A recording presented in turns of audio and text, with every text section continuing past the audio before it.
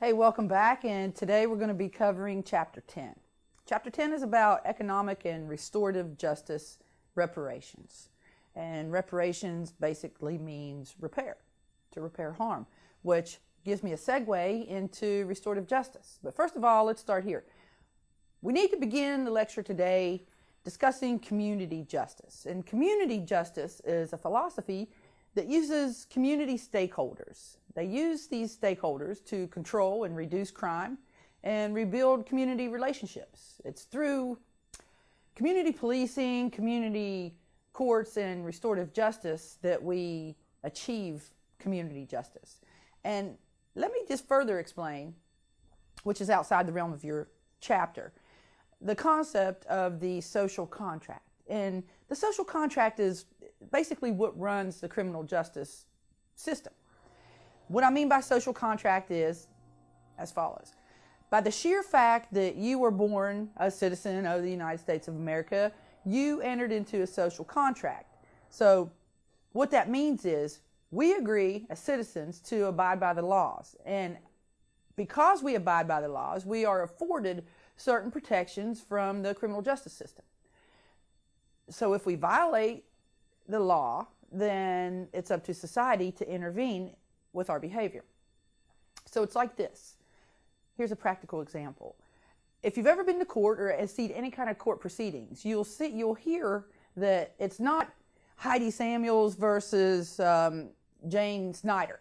It's the state of West Virginia versus Heidi Samuels, or the District Court of Maryland versus Heidi Samuels, or the Circuit Court of West Virginia versus Heidi Samuels. And that's how that works, because when people commit a crime, they commit a crime against all of society, thus the social contract. All right, so let's look at restorative justice. Restorative justice is a sentencing philosophy that emphasizes that the offender take responsibility for their actions.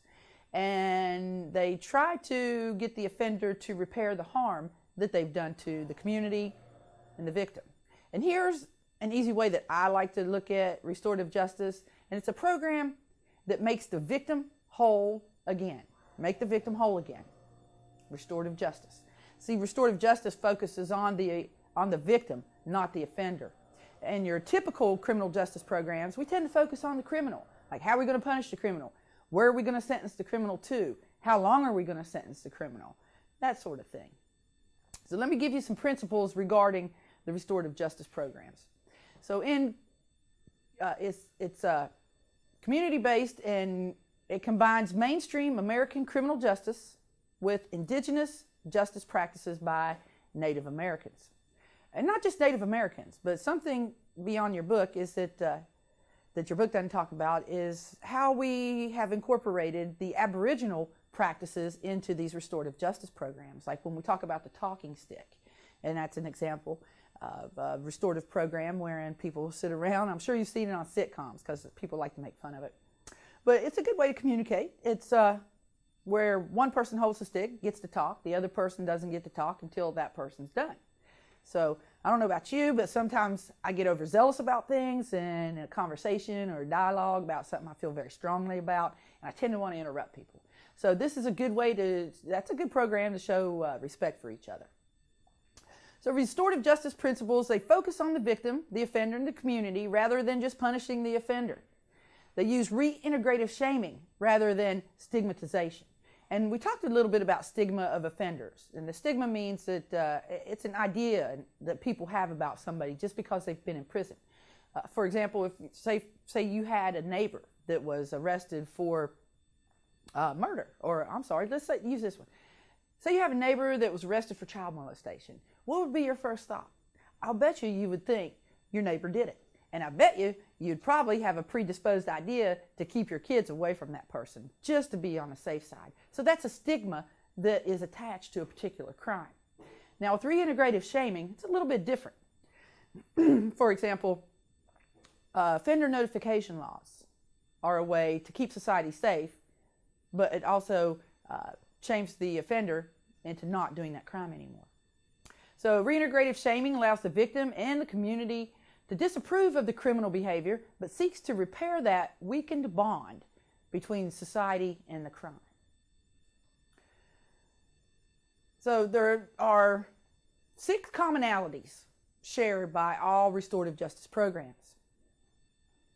Here they are. So you have to have at least one session held in the community with the goal, here's the goal, of allowing the victims to communicate how the crime affected them. Secondly, you have to have a reparative plan that is developed and accepted by the victim and the offender. Thirdly, excuse me, the victim and offenders volunteer to participate. And fourth, parties rely on community partners and volunteers to help them. Next, offenders accept responsibility for their crime and their guilt and agree to comply with anything that the program comes up with.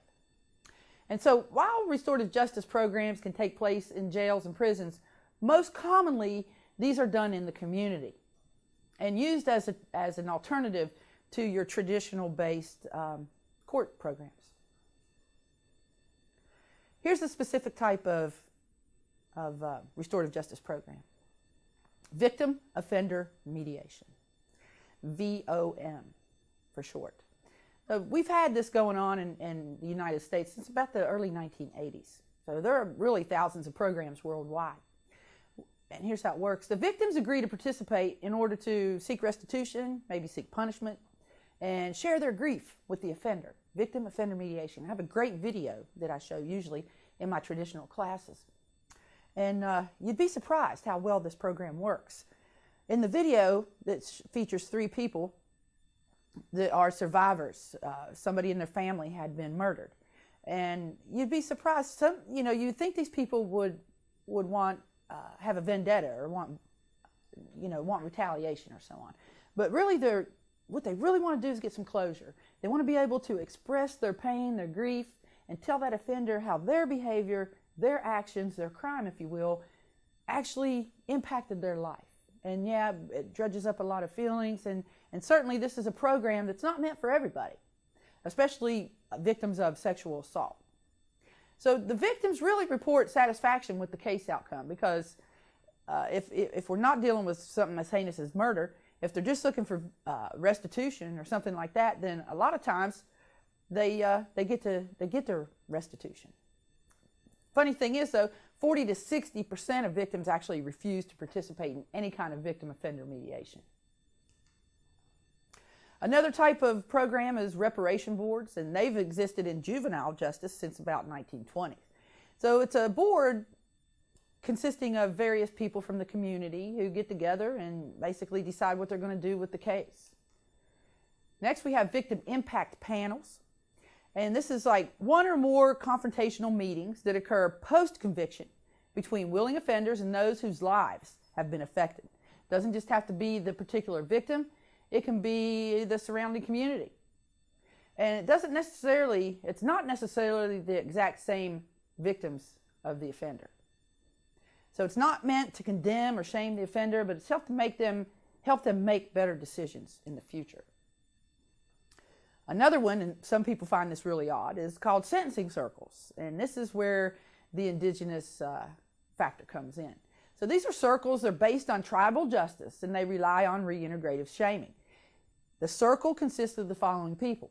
You've got the offender, you got the victim, you got the family, you got friends, you could have co-workers, social service people, and any kind of interested community members. And the purpose is to come up with a consensus about how to achieve justice. So of all the restorative justice programs, the circle is has the largest number of participants. And that's a wrap for Chapter 10. Thanks for listening.